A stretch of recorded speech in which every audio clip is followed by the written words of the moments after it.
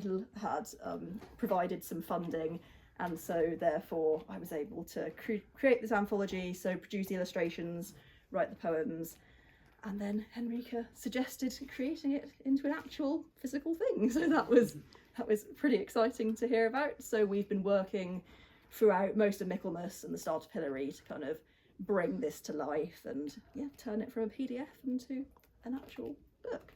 So I guess I could read a couple. Yeah, do you want to sit for the reading? Sure. I will pick a select couple to kind of, I guess, demonstrate the general variety. Let's have a look. So that could be a good one to start with. Okay, so I think I'll start with Black Beetles, which is the second one in the first section. So the texts that inspired the anthology were, for the first half, Der Sandmann, or The Sandman, which is, I imagine the Germanists amongst us would agree, is the most iconic E.T.A. Hoffmann kind of short story novella. And so E.T.A. Hoffmann's whole kind of, like, how to describe it, his whole, I guess, main focus, for those who aren't familiar with his work, is kind of, I guess, dark fantasy and psychologizing and, I guess, depicting the inner demons through actual, like, kind of fantastical, kind of dark spiritual beings. So the figure of the Sandman is this kind of semi-human, semi-monstrous, kind of strange creation. There's a bit of a doppelganger kind of effect going on, where there's this kind of mysterious set of individuals who might be the same person, they might be real, they might not be.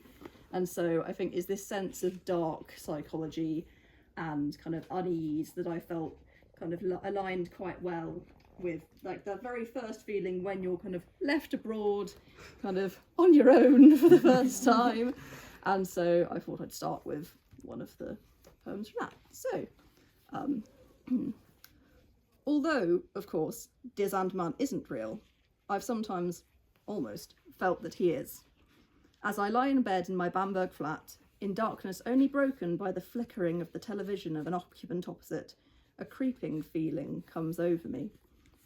Had I turned the key in the crumbling lock of my flat? Was it the outline of a person I could see in the shadows under my door? Or something more? Was there a cloaked spectre lurking in the shadows, invisible, watching and waiting to tear out my eyes? Of course not, and of course not again. There was nothing there. So, for a bit of context, Der Sandman's whole kind of whole thing is that he is, like, kind of rumoured to snatch the eyes of naughty children who don't go to bed at a good time, or who are generally disobedient to their parents. Then moving forward to a next one. So I think I'll probably read next the Onyenia, or Olympia. So this particular poem was inspired by a real cat who lived in Bamberg. She was lovely. Her name was Yenya. She was 18 years old, and she lived kind of on the steps of the Villa Concordia, which is a kind of an art museum / gallery in Bamberg. And she was such a notable figure within Bamberg cultural life. She did sadly pass away earlier, I think last year. But yeah, this is a kind of, it's for Yenya.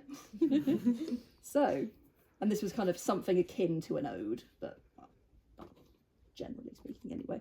So, on Yenya. Oh, her beauty is indomitable, positively inimitable, practically indescribable. Fair Yenya, whose pure white fur glistens but for the specks of dust that cling to her from the cobbles upon which she rolls. 2 cat's eyes, one blue and one yellow, peer at me from afar as she perches on the steps of the Villa Concordia. I look back at her with delight, smiling as I meet her gaze. A lady of 18 years, young for a human, but for a cat rather old. An air of sophistication clings to her as she stares down at me from the step upon which her makeshift bed resides. There she will remain until nightfall, whereupon her owner will come to her to escort her home until the morn, where she will take up her place again. Nothing is robotic or false about Yenya's beauty. Pure and simple, she sits day by day and watches the world go by. And so now I'll probably move into a couple of poems from the second section, which is centred around Der Goldene Topf, which is another one of A.T.A. Hoffmann's short stories. So this one is a lot more, I guess, whimsically fantastical than Der Sandmann. So there's kind of lots of like mystical, like hourglasses, and Atlantis is brought up at multiple points. There are these mystical snakes that come and speak to the protagonist. And so I think as I settled in more to life in Bamberg and therefore was able to appreciate all of the lovely things about the city and the surrounding area, I find that a lot of the poems in the second half of the anthology are much more centred around like the natural beauty or the landmarks of the town rather than the initial more unsettling feeling of arriving somewhere for the first time. So let's have a look at a good one to find. I might start with finding the Apfelweibler. So for those who aren't familiar with the general architecture of Bamberg, the Apfelweibler is basically a famous brass door knocker, which is like featured on just a regular house in the kind of back streets of Bamberg that actually inspired a character in A.T.A. Hoffmann's Der Goldene Topf. So I wrote a little something about kind of my miniature quest to try and find the door knocker. And so this is finding the Apfelweibler. Winding through the age-old alleys of Bamberg's Altstadt, I finally find the door. The face of the Apfelweibler stares me down, smiling. I've looked all year for this, her face on a door handle, waiting for me. I've tried in the past to find her, but to no avail. The winding roads, surrounded by picture-perfect Germanic houses, did not reveal her to me back then. It took me months of residing, living, surviving in this town that is not my own, before she finally led me to her. As green leaves turned to brown in the autumn in which I arrived, she was nowhere to be found. As powder white snow covered her face and the ground beneath her, she was tucked away out of sight. Even as the flowers began to bloom as spring arrived, I couldn't quite find the time to find her. But as warmth turned to heat, drawing me out of my fourth-floor flat to seek respite in the faint breeze, I began to walk down a path I hadn't travelled before. Was she really that easy to find? Mere minutes from my door, she was waiting for me all along. And so, as the anthology progresses, I tried to create a general idea of, I guess, the journey that comes from living abroad for such a, I guess, relatively long period of a year. And so, as I reached the end of the anthology, I started to consider more the significance of leaving Bamberg. And so, the kind of mixture of emotions that come from having lived somewhere for what feels like so long, but then having to kind of return back to reality and, yes, come back to Oxford for occasions such as this. And so I think I'll probably conclude this little segment by reading the final poem in the anthology, which is In Transit, or Atlantis, which kind of, again, calls upon the end of Der Goldene Topf, in which Anselmus, the protagonist, decides to kind of leave reality behind and go and live in Atlantis with his newfound love, who is also a snake, which is a bit strange, but anyway. So, In Transit. As I wait in a plasticky chair in the corner of an airport terminal to depart for the last time, for now, it feels as if I am stepping into another world. The simultaneous feeling of a longing for home, yet also to remain here, has captured me for weeks.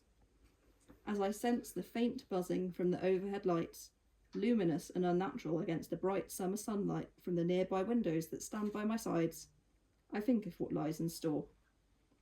To wander through the country lanes that wind around my Wiltshire home, cat spotting and nettle dodging as I make my way into town, sounds a lovely way to spend the summer. The waves will flow to meet the shore of the Cornish coastline. I will patch the lovingly crafted thatched roofs of Cotswold cottages on my wanderings, while bees will buzz as they make their way between hedgerows and flowers of every garden and park and meadow. A true idyll will materialise.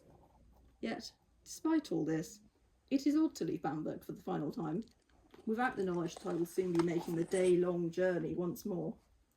It has become routine, coming and going from here to there and there to here once more. No longer will I amble the few paces to the Bäckerei to gaze upon rows and rows of pastries and breads. I fear the shelves of my local cafes will appear a little sad in comparison, their days-old offerings slumped limply upon the counter. The glorious views of medieval architecture I've been treated to this year will no longer accompany my daily strolls, nor will I glimpse the sounds of Frankish German as I weave amongst locals and tourists alike. But which is reality, and which is Atlantis? Both, and both again.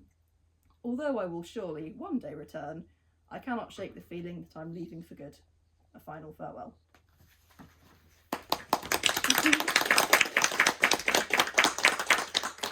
Bravo! Vielen Dank. To Bamberg, to Germanistik, to Tara, to Eta Hoffmann.